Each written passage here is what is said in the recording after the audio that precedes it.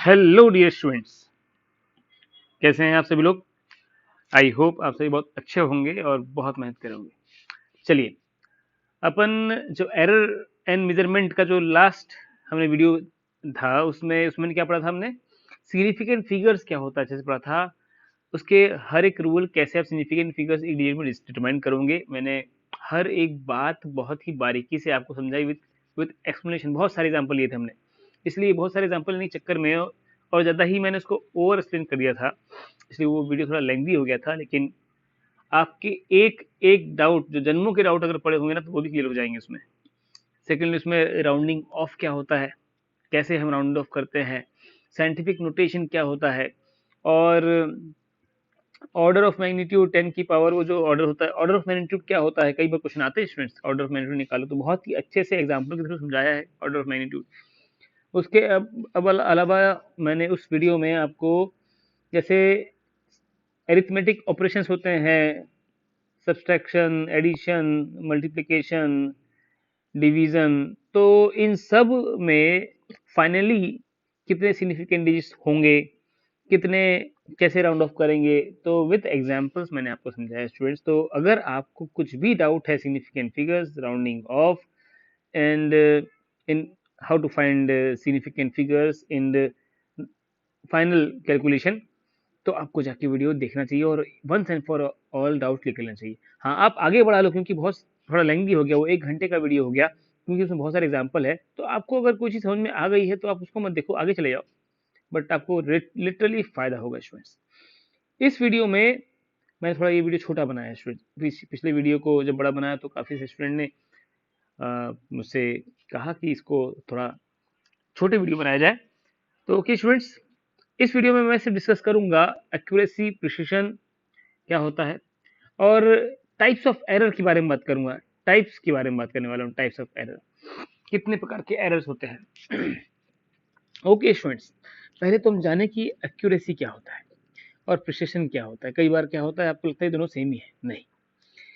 Accuracy का मतलब simply ये होता है कि आपने कितना, जो ट्रू वैल्यू है, आपका जो गोल है, उसके कितने पास आपने जाके हिट किया है, या फिर कहें जो भी ट्रू वैल्यू है उससे आप कितने करीब जाके मेजरमेंट किए हो। फॉर एग्जाम्पल, आपको लेंथ मेजर करनी थी, सपोज आपको लेंथ मेजर करनी थी, मैं मान लेता हूँ length is equal to 1.023 metre, ये है एक्चुअल, मान लेते हैं 12, ये है ट्रू वैल्यू। कोई रॉड है, उसकी लेंथ इतनी है एग्जैक्ट, लेकिन आपने मेजरमेंट किया और सपोज आपकी लेंथ आई है, पहले वाले केस में आई है 1.5, इसको L1 बोलता हूँ, और दूसरे वाले केस में सपोज आपकी जो रीडिंग आई है L is equal to 2 meter आ गई है, राइट। तो अब आप देख रहे हो कि आप जिस भी स्केल से मेजर कर रहे हो वो स्केल बड़ी बेकार है। हाँ, दोनों ही इनएक्यूरेट है वैसे तो, बट आप ऐसे जो इनएक्यूरेट या एक्यूरेसी जो है इसको आप कंपेयर कर सकते हो। जैसे मैं ये बोल सकता हूँ कि L1 फिर भी L2 से ज़्यादा एक्यूरेट है, और अगर मान लेते हैं L की वैल्यू आ जाती सीधे 1 मीटर किसी स्केल से, तो वो उससे भी ज़्यादा एक्यूरेट है। तो एक्यूरेसी का मतलब होता है कि आपकी जो मेजर्ड वैल्यू है वो ट्रू वैल्यू के कितने करीब है। और प्रिसिशन क्या होता है? प्रिसिशन इस बात से मतलब नहीं रखता कि आपकी जो वैल्यू है, आपने जो मेजर्ड वैल्यू है वो ट्रू वैल्यू के कितने करीब है, उससे मतलब नहीं होता है। फॉर एग्जांपल, आपने कहा कि लेंथ थी 1.023 मीटर, ठीक है भैया, आपने मेजर किया किसी इंस्ट्रूमेंट से और पहली बार लेंथ आई L1, सपोज 1.602, दूसरी बार मेजर आपने किया फिर से, तो आई L इज इक्वल टू 1.604, आपने फिर मेजर किया और आपने देखा जो L3 आई है वो 1 पॉइंट सपोज 595 ये मीटर ये आई है। तो आप देख रहे हो कि जो रीडिंग आ रही है उसकी, वो जो ओरिजिनल रीडिंग है जो कि ये है, इससे काफ़ी दूर है, इससे काफ़ी दूर है, राइट। लेकिन मैं ये देख रहा हूँ कि जो आपस में जो वैल्यूज़ है ये पास पास है, मतलब ऑलमोस्ट, आप दोबारा मेजर कर रहे हो वही आ रही है, फिर मेजर कर रहे हो ऑलमोस्ट वही आ रही है। मतलब आपकी जो खुद की रीडिंग है इस इंस्ट्रूमेंट पे आप भरोसा कर सकते हो काफ़ी ज़्यादा, क्योंकि ये इसमें कुछ तो एरर है जो परमानेंट एरर है, जिस कारण से क्या हो रहा है, रीडिंग इतनी दूर आ रही है। लेकिन ये एक बात क्लियर है कि अगर वो जो एरर है वो मैं हटा दूं किसी तरीके से, तो ये फिर करेक्ट रीडिंग देगा। ये अच्छी बात है। प्रिसाइज का मतलब स्टूडेंट्स, हम प्रिसाइज जो है ना, कई बार रियल लाइफ में भी यूज करते हैं सबको। जैसे कोई व्यक्ति है, कोई आपका फ्रेंड है जो बहुत बात करता है, बहुत बात करता है, ऐसे मान लेते हैं। आपको मैं बताता हूँ, जब आपको कोई चीज़ ढंग से पता नहीं होती है, आपको एग्जैक्टली बात पता नहीं होती है, तो आप ब्ला ब्ला ब्ला करते हो। आपको वही चीज़ 4 बार पूछी जाएगी, तो आप उसको 4 तरीकों से बताओगे, या फिर ये बोलोगे उसमें 4 कहानियाँ होगी, क्योंकि आपको एग्जैक्टली पता ही नहीं है कि हुआ क्या या है क्या। तो ऐसे में आपको अगर खुद का ही इंट्रोडक्शन देने के लिए बोला जाए 4 बार, तो आई आई विल बेट, मतलब मैं शर्त लगाता हूँ आपसे कि आप 4 बार इंट्रोडक्शन अपना 4 तरीके से दोगे, जबकि वो आपका नाम है, आपका खुद का इंट्रोडक्शन है। तब भी अगर आप प्रिसाइज पर्सन नहीं हो कि जो आपको पता है वही बोलते हो और जो नहीं पता है उसको कम कमेंट करते हो, या फिर आप जस्ट लेट मी से प्रिसाइज वर्ड अपने आप एक्सप्लेन कर देगा इस बात को, तो आपकी आदत में होगा कि आप कम शब्दों में अपनी बात को अच्छे से एक्सप्लेन कर दोगे। एंड यस, हम कहेंगे कि काफ़ी प्रिसाइज बात करता है वो इंसान। बट प्रिसाइज तरीके से झूठ भी बोला जाता है। आप झूठ बोल रहे हो, लेकिन ऐसे बोल रहे हो कॉन्फिडेंटली कि जैसे यही सच है। आप सच्चाई से बहुत दूर हो, लेकिन आप बोल रहे हो झूठ, लेकिन विथ प्रिसिशन। मतलब आपसे कोई कोई बात पूछ रहा है और आप सेम जवाब दे रहे हो, आपको पता है कि आप सही नहीं बता रहे हो, तो वो प्रिसाइज आंसर हुआ। But precise may not be accurate, right. तो प्रिसाइज का मतलब ये है कि आप, अब अगर हम मेजर्ड वैल्यू उनके टर्म्स में बात करें, आ जाए हम हमारी कैलकुलेशन पे आ जाए, तो आप कोई वैल्यू मेजर करते हो, कोई लेंथ मेजर करते हो, या मास मेजर करते हो किसी भी ऑब्जेक्ट का विद एन इंस्ट्रूमेंट, तो वो इंस्ट्रूमेंट बार बार बार बार वही वही रीडिंग देता है, क्लोज क्लोज रीडिंग देता है। लेकिन हो सकता है कि वो जो रीडिंग है वो ओरिजिनल जो वैल्यू है उससे दूर हो। तो प्रिसाइज का मतलब एक्यूरेसी नहीं होता है। ठीक है, समझे इसमें? ओके, तो यहाँ पे छोटा सा एग्जांपल देख लो तो आपको और अच्छा लगेगा।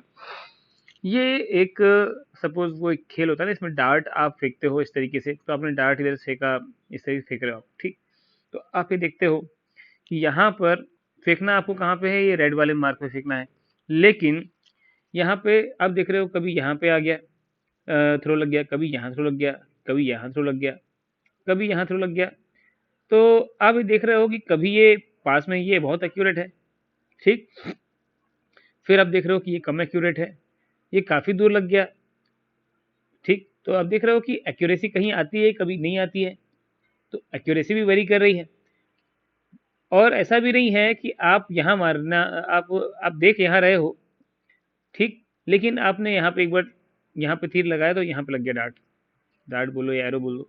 आपने दूसरी बार भी वापस से देखा यहीं पे, लेकिन आपका तीर यहाँ लग गया। फिर आपने देखा अगली बार यहाँ पे, लेकिन फिर आपका तीर यहाँ लग गया।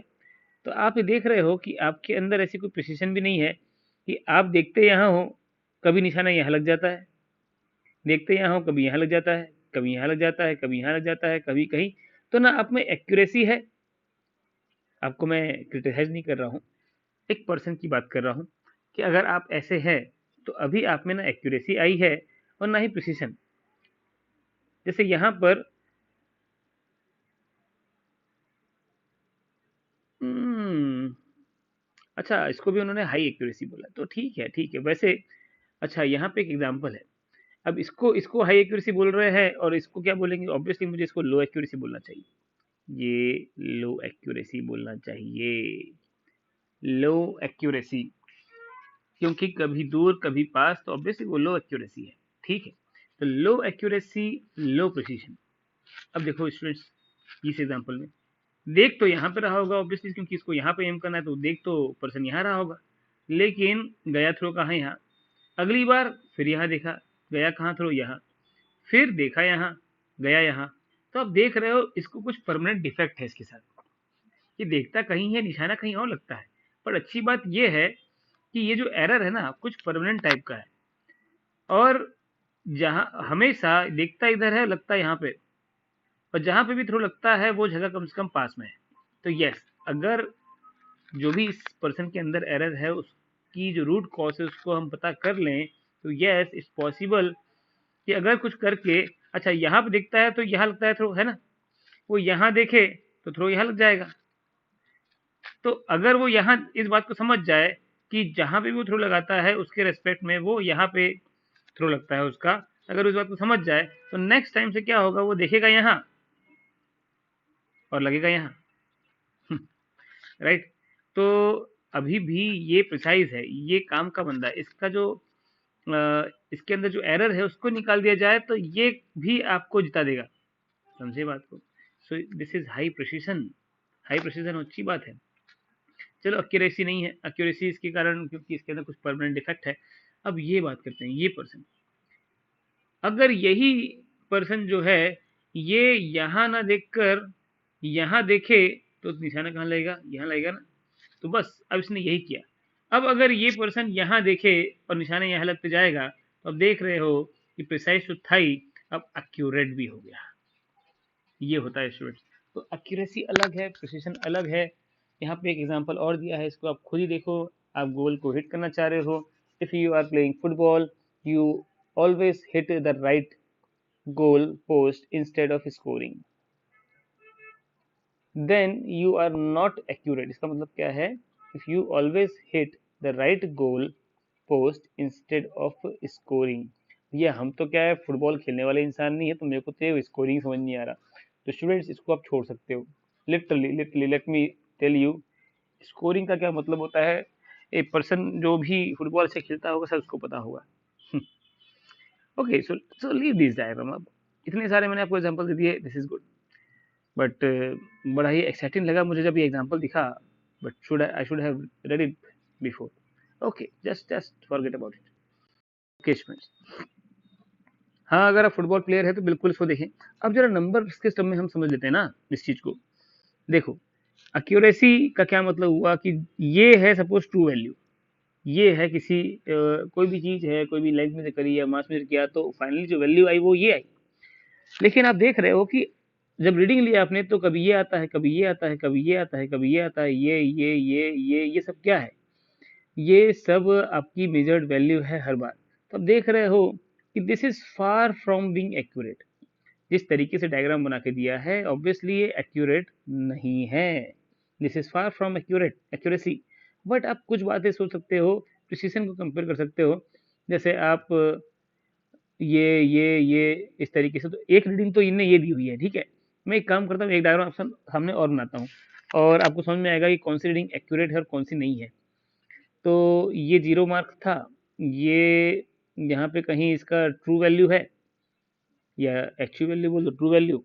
और सपोज इस बार जब आप रीडिंग ले रहे हो तो ये यहाँ पे आया, एक बार यहाँ पे आया, एक बार यहाँ पे आया, एक बार यहाँ पे आया, इस तरीके से नीचे नहीं उसी लाइन पे यहाँ पे, फिर एक बार यहाँ पे फिर से आगे रीडिंग। तो आप इस बार देख रहे हो कि बार बार रीडिंग जो है वो सपोज ये 0.8 है तो इसी के पास आ गया। तो इस बार आप देख रहे हो रीडिंग जो भी लेता है वो, जो भी रीडिंग लेता है हमेशा वो क्लोज आती है। प्रिसीशन इस बार क्या हो गया, किसी से जाएगा कि रेंज ऑफ वैल्यूज क्या है, रेंज ऑफ वैल्यूज। यहाँ पे रेंज ऑफ वैल्यूज जो आ रही है वो ज्यादा है। तो अगर रेंज ऑफ वैल्यूज ज्यादा है तो फिर प्रिसाइज कैसे रहा? प्रिसाइज कौन है? सेकंड वाला ज्यादा प्रिसाइज है, राइट। सेकंड वाला जो है ये ज्यादा प्रिसाइज है। एक्यूरेसी तो इस बार मैंने सेम रखी है, ये भी ऑलमोस्ट 8 ही है और ये भी 8 है। तो यस, एक्यूरेसी तो डिपेंड कर रहा कि ट्रू वैल्यू से कितना दूर है। बट आप प्रिसाइज बोलेंगे तो कौन है नीचे वाला ज्यादा प्रिसाइज है? क्या बात, एकदम स्टूडेंट समझ में आ गई क्या आप लोग को? अगर आ गई स्टूडेंट्स तो बहुत बढ़िया। चलिए आगे बढ़ते हैं। अब प्रिसीजन के बारे में जब हम बात कर रहे थे उसका जो एग्जाम्पल है ले लेते हैं यहाँ पे कि precision tells us about what resolution. जरा इस बात को समझते ही नीचे। Precision tells us to what resolution और लिमिट क्वांटिटी इज मेजर्ड। जरा समझते हैं इस बात को। सपोज यहाँ पे कहाँ से एग्जाम्पल स्टार्ट हुआ, यहाँ से। Suppose the true value of a certain length is 1.234। कोई हमने लेंथ मेजर करी और वो 1.234 उसकी एक्चुअल वैल्यू है। आपने एक्सपेरिमेंट किया, यूजिंग इंस्ट्रूमेंट ऑफ रिजोल्यूशन 0.1, मतलब वो मिनिमम से मिनिमम कितना डिस्टेंस मेजर कर सकता है, वो 0.1, उससे कम होगा। मान लेते हैं कि 0.05 है तो वो 0.05 नहीं बता सकता, वो 0.0, जैसे मान लेते हैं कोई लेंथ जो है 0.08 है तो वो 0.08 मेजर नहीं कर पाएगा, वो डायरेक्टली क्या बोलेगा, ये तो 1 सेंटीमीटर है, या तो वो बोलेगा 0 सेंटीमीटर है, या तो उसके लिए 0 है या तो 1 सेंटीमीटर है। अच्छा, मैंने सिर्फ 1 सेंटीमीटर गलत बोल दिया। जैसे कोई लेंथ आती है 0.08 सेंटीमीटर, तो इसका मतलब ये हुआ, और जो उसकी ये यहाँ पे जो रिजोल्यूशन है वो 0.1 सेंटीमीटर है, इसका मतलब ये हुआ कि ये मिनिमम 0.1 मेजर कर सकता है। तो ये अगर कोई ऑब्जेक्ट है उसकी लेंथ है 0.08, तो ये 0.08 मेजर करके नहीं देगा, ये या तो बोलेगा ये 0.1 है या तो ये 0 है, उसको आता ही नहीं है बीच में मेजर करना, तो या तो वो 0 बोलेगा या तो 0.1 बोलेगा। बात को समझे। और वहीं पर एक ऐसा इंस्ट्रूमेंट हो जिसका रिजोल्यूशन हो 0.01 मीटर, मतलब ये मिनिमम 0.01 मीटर कर सकता है, तो ऑब्वियसली वो 0.08 मीटर को भी मेजर कर लेगा। क्या बात को समझे। तो जब 0.08 लेंथ का कोई ऑब्जेक्ट होगा, उसको हम नीचे वाली ये वाली स्केल से अगर मेजर करेंगे तो एकदम एग्जैक्ट वैल्यू हम मेजर कर सकते हैं। ये तो हुआ ग्रेटर रेजोल्यूशन में मेजर करने का तरीका। तो ऐसे में क्या हुआ कि छोटी से छोटी वैल्यू को भी मेजर कर पाना, ये एक अच्छे इंस्ट्रूमेंट की निशानी है। ऐसे इंस्ट्रूमेंट को हम बोलेंगे कि ऐसे इंस्ट्रूमेंट के अंदर ज़्यादा रिजोल्यूशन है, ज़्यादा प्रिसीशन, राइट, प्रिसीशन है। ठीक, अब और आगे बात करते हैं, इस एग्जाम्पल को कंटिन्यू करते हैं। तो पहली बार जब आपने मेजर किया in experiment using the instrument of resolution 0.1, measured value comes out to be 1.1 centimeter. Obviously वो 1.1 मेजर करेगा, या तो 1.2 मेजर करेगा, या तो 1.3 मेजर करेगा, ऐसे तो होगा। लेकिन वो बीच में 1.12 मेजर कर सकता है क्या? नहीं कर सकता है। ये आया, ऑब्वियसली अभी दिख रहा है वो काफ़ी दूर है उससे। Now while another experiment using, अच्छा हमने दूसरी स्केल से मेजर किया और देखा जो लेंथ है वो आ गई 1.53। तो आप एक बात देख रहे हो कि वैसे देखा जाए तो ये ज़्यादा एक्यूरेट है, क्योंकि 1.2 हमारी ट्रू वैल्यू है, 1.234, और जो वैल्यू आई है वो आई, जब हमने 0.1 से मेजर किया तो 1.1 आई, जो थोड़ा पास में है, ये थोड़ा पास में है, x1 बोल दो। और इधर की तरफ एक वैल्यू आई है 1.53, ये थोड़ा दूर है, x2 ग्रेटर देन x1 है। तो ऑब्वियसली ये जो रीडिंग है वो लेस एक्यूरेट है, बट ये ज़्यादा प्रिसाइज है। क्यों? क्योंकि ये चाहता ना तो 0.01 इतना डिफरेंस को भी वो नोट कर लेता, लेकिन ये चाहकर भी 0.1 से ज़्यादा डिफरेंस नोट नहीं कर पाएगा। तो अगर डेसिमल के बाद ज़्यादा टर्म्स होगी तो हम कहेंगे कि वो इंस्ट्रूमेंट बहुत प्रिसाइज मेजरमेंट करेगा। अब वो एक्यूरेट है कि नहीं है वो आप देख लो, किसी तरीके से ले आओ। तो यहीं पे बात होती है एरर्स की, और किस तरीके से एरर्स को ये एरर्स को मिनिमाइज किया जाता है। चलिए देखते हैं कि कितने प्रकार के एरर्स होते हैं और उनको कैसे मिनिमाइज किया जा सकता है। पहला एरर, चलो एरर क्या होता है समझ लेते हैं। Error difference between the true value and the measured value is known as error. Now 3 प्रकार के एरर होते हैं, मैं पहले आपको बताता हूँ। एक सिस्टमैटिक एरर, उसको हम कंट्रोलेबल एरर भी बोलते हैं। दूसरा होता है रैंडम एरर, ये ग्रॉस एरर होता है। ग्रॉस एरर मतलब नालायकों वाला एरर, ये एरर कौन करते हैं? जो बिल्कुल नालायक होते हैं। और एक होता है बैकलैश एरर, इसको अलग से ही हम डिफाइन करते हैं और बताऊंगा मैं क्या होता है। आज का जो पूरा डिस्कशन इसी बात पे है। सो सिस्टमैटिक एरर्स क्या होता है, जरा समझे स्टूडेंट्स। सिस्टमैटिक एरर्स वो एरर्स होते हैं जिनका कॉज हमें पता होता है, एग्जैक्टली हम पता कर सकते हैं, और क्योंकि उसका कॉज हमें पता है इसलिए हम उसको रिमूव भी कर सकते हैं। जैसे मैंने रिमूव करके बताया भी था आपको यहाँ पे, कि एक पर्सन है वो देखता है यहाँ पे है लेकिन निशाना यहाँ लगता है, इसको पता चल गया कि मेरे साथ प्रॉब्लम है कुछ, उसने क्या किया, अगली बार निशाना यहाँ लगाया, देखा यहाँ पे और लगा यहाँ पे, लगाया यहाँ पे, लगा यहाँ पे, हो गया ना एरर रिमूव। तो ये कुछ ऐसा रिमूव है, उसके अंदर जो सिस्टम है थोड़ा वही कुछ गड़बड़ है भैया, तो उसने उसको देखा, उसको रिमूव कर लिया। तो अगर आपको कॉज पता चल जाता है तो आप उसका सोल्यूशन निकाल लेते हो। So they can be other positive negative, that's different thing. Number के टर्म्स में बोलेंगे तो पॉजिटिव नेगेटिव कुछ भी हो सकता है।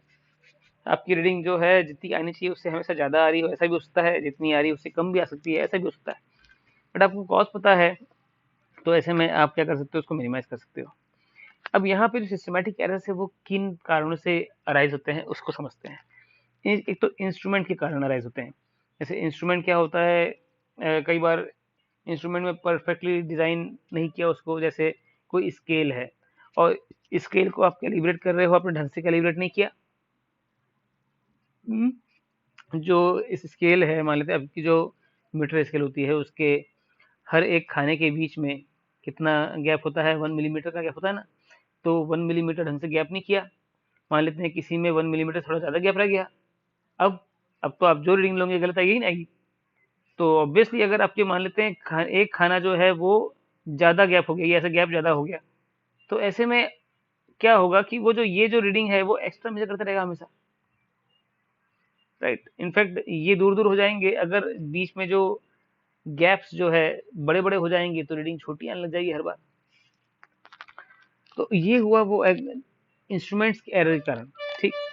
और भी ऐसे यहाँ पे एग्जांपल है, जैसे आप कोई थर्मामीटर से टेम्परेचर नाप रहे हो और उस थर्मामीटर के अंदर कुछ ऐसी प्रॉब्लम हो गई है जिस कारण से क्या होता है, या तो कैलिब्रेशन ढंग से नहीं हुआ है, जिस कारण से अगर आपका टेम्परेचर 2 डिग्री सेल्सियस है, मान लेते हैं आपका टेम्परेचर 0 डिग्री सेल्सियस है, तो वो 2 डिग्री सेल्सियस ये करके बताएगा।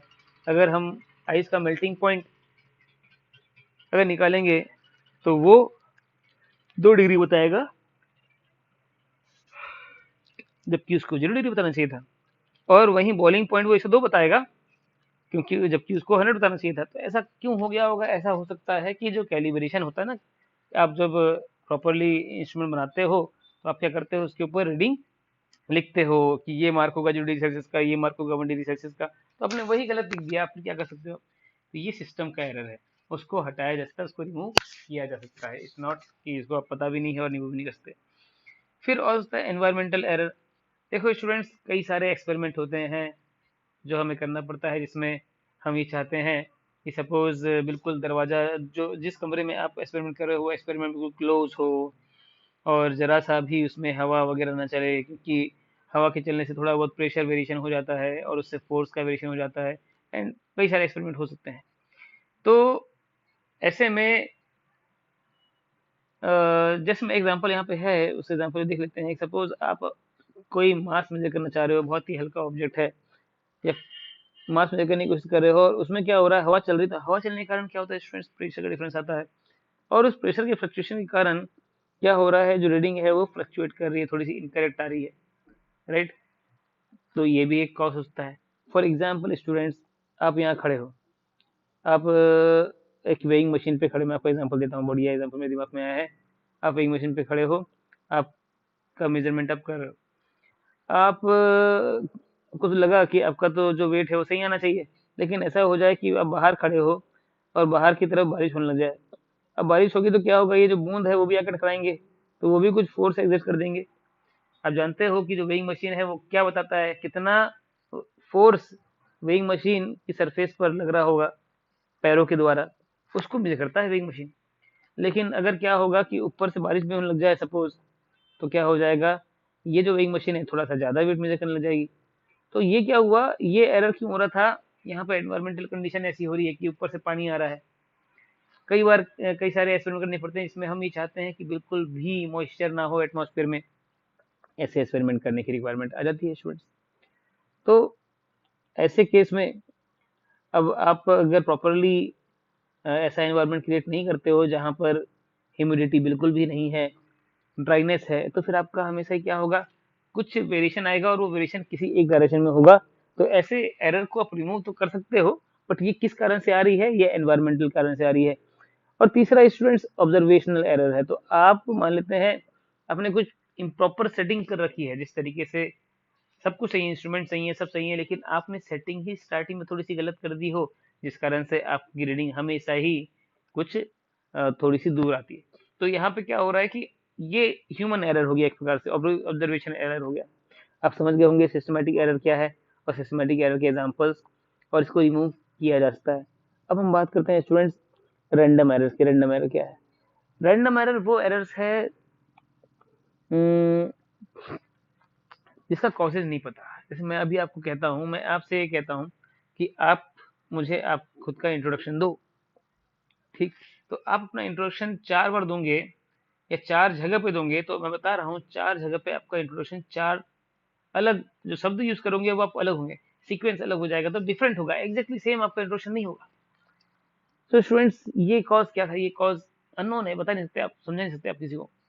और भी एग्जाम्पल हो सकते हैं रैंडम एरर के, बट मेरे दिमाग में ये एग्जाम्पल आया अभी। तो ये ऐसा एरर है जिसका कॉज आपको पता नहीं है। ये होते रहते हैं, कभी होते हैं कभी नहीं होते हैं। फॉर एग्जाम्पल स्टूडेंट्स, आप एक गिटार प्लेयर हो और आप बहुत अच्छी गिटार बजाते हो, लेकिन आपने एक सॉन्ग को 100 बार बजाया हुआ है, ठीक? आप अगली बार बजाओ फिर से, ऐसा बिल्कुल पॉसिबल है। आप ऐसा बिल्कुल पॉसिबल है कि आपको कुछ गलतियां हो जाए आपसे, या आप डिफरेंट तरीके से बताओ। अरे बड़ा सिंपल सा एग्जांपल ये है, आप बहुत अच्छे स्टूडेंट हो, आपने एक एग्जाम दिया, छोटा सा 2 मिनट का टेस्ट दिया, ठीक? आपको सब क्वेश्चन आते हैं, हो सकता है, और एग्जाम उस टाइप का है कि बिल्कुल अ, जिसमें आपकी राइटिंग के मार्क्स भी होते हैं, जिसमें आपके क्या आपने शब्द लिखे हैं उसके मार्क्स भी होते हैं। मैं आपसे ये पूछना चाहता हूँ, क्या आपको वही exam, same to same exam आप दोबारा दीजिए, क्या सेम मार्क्स आ जाएंगे आपके? क्या ये बिल्कुल कंफर्म है? नहीं। आप क्या हर बार लिखोगे कि एकदम सेम आंसर लिख दोगे आप अपनी ही सिग्नेचर करो, क्या आपकी सिग्नेचर ऑलमोस्ट एक जैसी दिखेगी हमेशा? नहीं, थोड़ा बहुत वेरिएशन होगा, लेकिन यस हम फिर भी पहचान लेते हैं। बट मैं कहना ही चाहता हूँ कि रैंडम एरर्स जो होती है वो एरर्स का कॉज नहीं बताया जा सकता। आप एक ही चीज दोबारा करो, आप एक मेजरमेंट दोबारा करो, आपको वापस से वो रीडिंग नहीं मिली, है ना? आपने रीडिंग ली, लेकिन दोबारा जब रीडिंग करी आपने, तो आपको वही रीडिंग नहीं मिली। ये क्या है? रैंडम एरर है। सो रैंडम एरर जो होती है उसको रिमूव करने का एक ही तरीका होता है, प्रैक्टिस प्रैक्टिस प्रैक्टिस। अगर आप एक प्लेयर हैं तो। और दूसरा है कि अगर आप कोई रीडिंग ले रहे हैं, आप मेजरमेंट कर रहे हैं, तो आप उस मेजरमेंट को बार बार करिए, है ना? आप कम से कम 4 बार रीडिंग लीजिए। लेंथ आप मान लेते हैं लेंथ निकाल रहे हैं, तो आप 4 बार लेंथ को मेजर करिए, तब आप धीमे धीमे आप देखोगे कि आपकी एक्यूरेसी लेवल बढ़ जाएगा, आप ये रैंडम एरर जो है कम हो जाएगा। तो नॉर्मली ऐसा कहा जाता है कि अगर आप अपने ऑब्जर्वेशन को n टाइम्स कर दो, तो रैंडम एरर्स उतने टाइम कम होने लग जाती है। और ऐसा होता भी, आप जितनी प्रैक्टिस करते हो उतना आप एक्यूरेटली काम करने लग जाते हो। तो आपने अगर एक एक्सपेरिमेंट को 4 बार किया है, तो अब आपको सारी बातें पता है, आप कोई भी चीज़ मिस नहीं करोगे, और होपफुली आपका जो एरर है वो इस बार कम आ जाएगा। तो जितनी बार आप ऑब्जर्वेशन लेते हो, रैंडम एरर जो होती है वो उतने टाइम्स कम हो जाती है, थोड़ा ध्यान रखना। मान लेते हैं कि आपने random error, if random error in an arithmetic operation of 100 observation is x, ठीक? आपने 100 बार, आपको मान लेते हैं कोई लेंथ मेजर करना था और वो लेंथ आती है एक्स, ठीक? आपने 100 बार ऑब्जर्वेशन किया और उससे एक्स आई। अगर आपने वही चीज ऑब्जर्वेशन 500 टाइम्स किया होता, तो आपकी एरर 5 गुना कम हो जाती। आपने ऑब्जर्वेशन को 5 गुना बढ़ा दिया, तो आपकी जो एरर है वो 5 गुना कम हो जाएगी। ये एक रिलेशन माना जाता है रैंडम एरर। तो रैंडम एरर कैसे कैसे आ सकता है स्टूडेंट, समझ लो। आप इलेक्ट्रिकल इंस्ट्रूमेंट मेजर कर रहे हो, आप वहाँ पर देख रहे हो कि एक इलेक्ट्रॉनिक नॉइस सर्किट में आई जा रही बार बार, एंड मतलब रैंडम एरर कोई भी क्रिएट कर सकता है, आपको पता ही नहीं उसका कारण क्या हो सकता है। और वो जो नॉइस है, मैं ऐसे कहना चाहता हूँ कि जैसे इलेक्ट्रॉनिक इंस्ट्रूमेंट्स में जो नॉइस आती है, वो क्या आती है आपको पता ही नहीं चल पाता कई बार कि नॉइस कहाँ से आ रही है, राइट? तो आपको उसका रीजन नहीं पता, इस तरीके से। और और ये बहुत अच्छा एग्जांपल दिख रहा है मुझे, ठीक? जैसे आपके पास एक सोलर कुकर है या सोलर सेल है, आप अम, आप उससे एनर्जी कलेक्ट करने की कोशिश कर रहे हो, बट क्या होता है कि आपने, अब ये बहुत हाई टेक्निकल एग्जांपल पे जा रहा हूँ, इसकी जरूरत नहीं है एग्जैक्टली, आपको बात तो समझ में आ गई है, तो फिर भी अब मैंने बोल दिया है, तो ये कह लो कि यस, कुछ भी कंडीशन हो सकती है, जो भी आप एनर्जी कलेक्ट कर रहे हो उसमें थोड़ा बहुत वेरिएशन हर बार आ सकता है, और वो वेरिएशन जो है आप पता भी नहीं कर पाओगे, इतना ज़्यादा कॉम्प्लिकेटेड होगा। सो ऐसे में क्या होता है, आप रिपीट करते हो ऑब्जर्वेशंस को, और फाइनली जो आपकी एरर से उसको कम करते हो। ग्रॉस एरर मैंने कहा ये नालायक लोगों का एरर है। Gross errors arises due to human carelessness and mistakes in taking the reading or calculating and recording the measurement results. So क्या है कि आप कोई इंस्ट्रूमेंट से रीडिंग लेने बैठे हो लेकिन आपने प्रॉपरली सेटिंग ही नहीं करी, तो ये तो आपकी गलती है।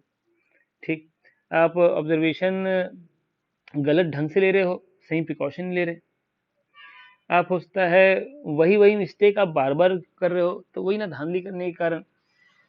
और फाइनली जब आप कैलकुलेशन भी कर रहे हो तो आप सही वैल्यू पुट नहीं कर रहे हो। और तो ये तरीका हुआ, कुल मिला के इसमें क्या है, ह्यूमन एरर ही है। और इसको तो एक ही तरीके से ठीक किया जा सकता है, डर से, right. The error can be minimised by increasing the sincerity and alertness of the observer. ये अलर्टनेस और सिंसियरिटी तभी आती है जब आपके दिल में हल्का से डर बैठता है, या फिर आपको ऐसा महसूस होता है कि अगर आपने इसको ठीक नहीं किया, there will be something, some precaution कह रहा हूँ, रिपरकशंस।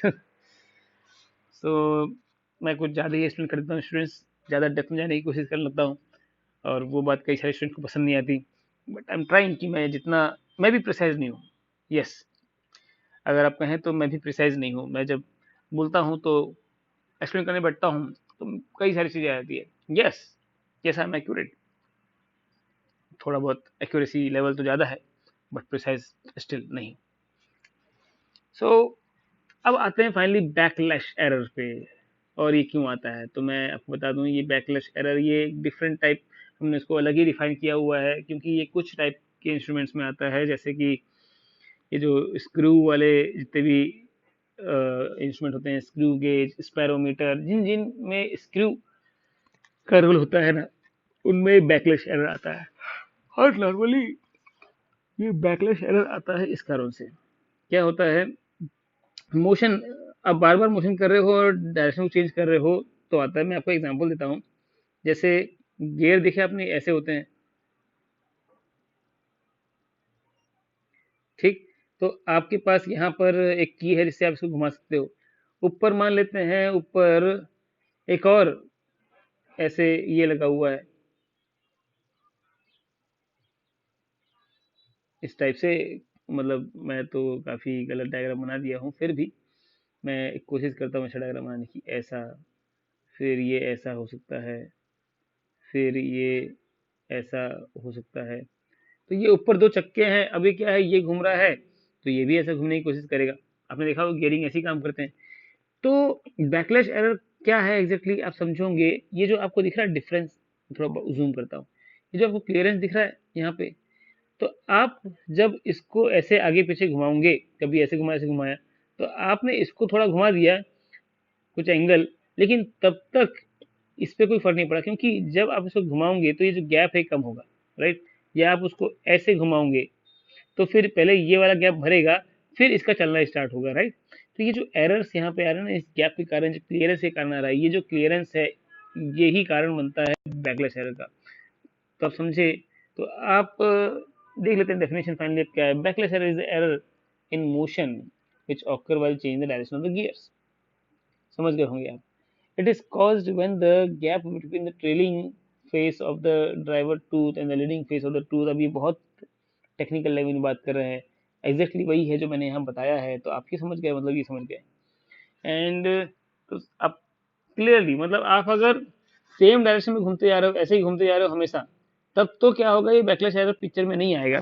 लेकिन जैसे आप ऐसे गए और फिर जब ऐसे आओगे तो ये क्लियरेंस पिक्चर में आने लग जाएंगे, रोल निभाने लग जाएंगे। So this can be avoided by turning the gear in same direction. समझे बात को आप।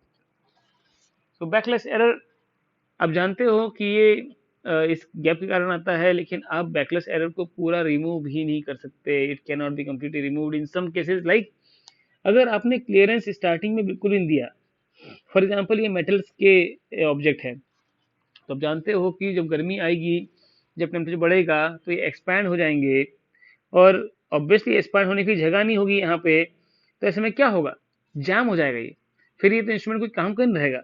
इसलिए क्लियरेंस देना भी जरूरी है, और क्लियरेंस बहुत ज़्यादा भी दे सकते हैं। तो ये ऐसा एरर है, इसको आप पूरी तरीके से रिमूव कर दोगे ऐसा आप सोच भी नहीं सकते, आपको इसके साथ डील करना पड़ेगा। तो कुछ क्वेश्चन जैसे आपको पूछता है कि भाई what is backlash error and why it is cause, तो आप क्या आंसर दोगे स्टूडेंट्स, बताओ जरा। ये दोनों क्वेश्चन को आप ट्राई करो, फिर मैं आपको आंसर बताता हूँ। ऑप्शंस आपको दिए हुए हैं, जल्दी से क्वेश्चन ट्राई कर लो। पहला है backlash error is the error in motion that occur when gear changes. बिल्कुल सही बात, ये रहा, ये तो है ही।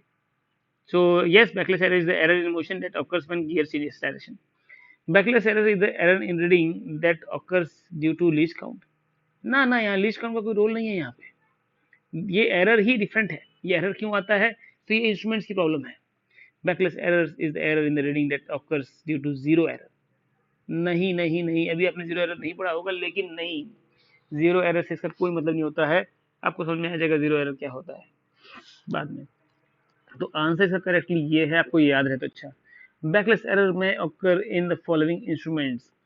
तो अभी मैंने आपको थोड़ी पहले एक शब्द बताया था कि बैकलेस एरर उन इंस्ट्रूमेंट्स में आता है जो कि जिसमें स्क्रू होता है, स्क्रू जहां भी स्क्रू का यूज होता है। तो आप सीधे समझ सकते हो, ये स्लाइड कैलिपर और स्क्रू गेज तो इसमें तो होगा, लेकिन इसमें नहीं होगा। यहाँ पे स्पैरोमीटर और स्क्रू गेज, ये दोनों की दोनों एक ऐसे इंस्ट्रूमेंट है जिनमें स्क्रू का यूज होता है। तो हाँ, ये आंसर है, दोनों है। यहाँ स्लाइड कैलिपर में आप कैलिपर स्केल को स्लाइड करते हो, ना कि वहां पे कोई स्क्रू होता है। तो कोई चिंता नहीं, आंसर हो गया ये और आंसर हो गया ये। तो यहाँ तक हमने इस वीडियो में बात कर ली है। नेक्स्ट मैं बात करने वाला हूँ रिप्रेजेंटेशन ऑफ एरर की। स्टूडेंट्स, क्या होता है एरर, क्या होता है एब्सोल्यूट एरर, क्या होता है मीन एब्सोल्यूट एरर, कैसे रिप्रेजेंट करते हैं, फ्रैक्शनल एरर क्या होता है, और फिर मैं बात करने वाला हूँ एडिशन, सब्सट्रैक्शन, मल्टीप्लिकेशन, डिवीजन में एरर आप कैसे निकालते हो। फाइनली बहुत इंपॉर्टेंट पॉइंट्स में आप कंफ्यूज होते रहते हो, तो ये हम डिस्कस करेंगे। और उसके बाद वाले वीडियो में हम वर्नियर कैलिपर और स्क्रू गेज इन सब के बारे में बात करेंगे। आई होप स्टूडेंट्स आपको सारी बातें समझ में आई होगी, और अगर आपको सारी बातें समझ में आई है तो बिल्कुल कमेंट में लिखो स्टूडेंट्स, बताओ, क्योंकि वो कमेंट्स जो है ना, कहीं ना कहीं मुझे ये काम करने के लिए मोटिवेट करते रहेंगे। और हर किसी को मोटिवेशन चाहिए, आपको भी और मुझे भी। Okay, students, I hope you got benefited from this video. Okay, let's move in next class. Okay, bye.